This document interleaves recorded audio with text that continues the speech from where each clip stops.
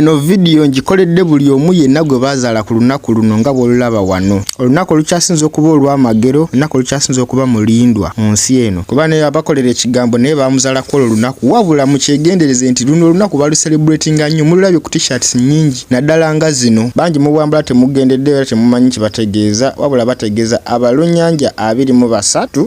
Era nkujjukiza tokola era muto wange nota followinga. Bano abalunnyanja 23 baali basese be batandikawo Misiri oba emisiri gye twali tulimira gye twakoleranga technologies zonna. Naye ate 23 kiri mu mirror nga babagamba nti the world is a mirror, eno mirror ya 32. Kati 32 ge makula amatuufu gennyini. Erimu abakyali mu matrix ya religion oba Bible, significance ya 23, it is always associated with the divine completeness of God's power and the fulfillment of his plan. Eno 23 lwe mugira mukimanye nti kiwedde nga bagamba we yayogera nti kiwedde oba kikoleddwa kyetegeeza. Wabula eno yali truth hidden in plain sight. Kati kiwedde kye baali bagamba kati awo katudde mu mira yayo 32. Edde nnyo mu biseera ebyayita, mu biseera ebyabulira mu bbanga oba mu bwengula, abaana b'ekitangaala mwe bumuyita emmunyenye oba abaana b'emmunyenye oba bemuyita bright morning star ne shining star of the morning, nga batunulidde ensi bwe bati baatunula ne balaba ne batunulira abantu ne bagamba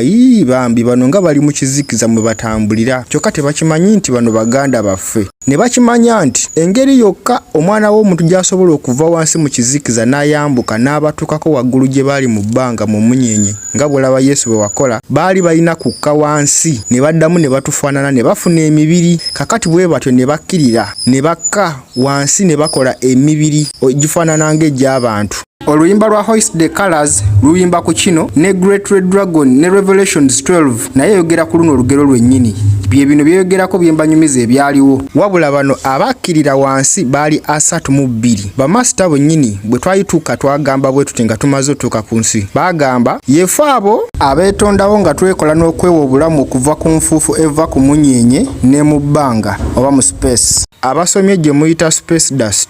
Nga tuddidde ne tukwata ku bulamu obuva ku oyo atakoma, the infinite all, oyo ataggwerera atalikendeera. Nga tuli mu nsi nga tufaanana ng'abaana b'abantu nga tubafaananira ddala nga bwe bakola, wabula ng'ate tetuli bantu. Oluvannyuma lwa 32 nga tumaze otuuka eyo wansi yennyini ensi gy'ekoma, abasinga gye bayita void. Ne tuddira ne tukubakuba ne twasayasa ne tuteekawo amabanga gali amanene nnyo ge muyita firmament, nga gano amabanga gaali gakwawula abaana b'abantu ku baana b'ekitangaala. Dde ne tugetoloza amaanyi ge mutasobola kutegeera kati ng'abantu b'ensi eno mu kaseera kano, ge muyita shield, ge muyita barrier, ge muyita invisible force ebalemesa ofuluma wano.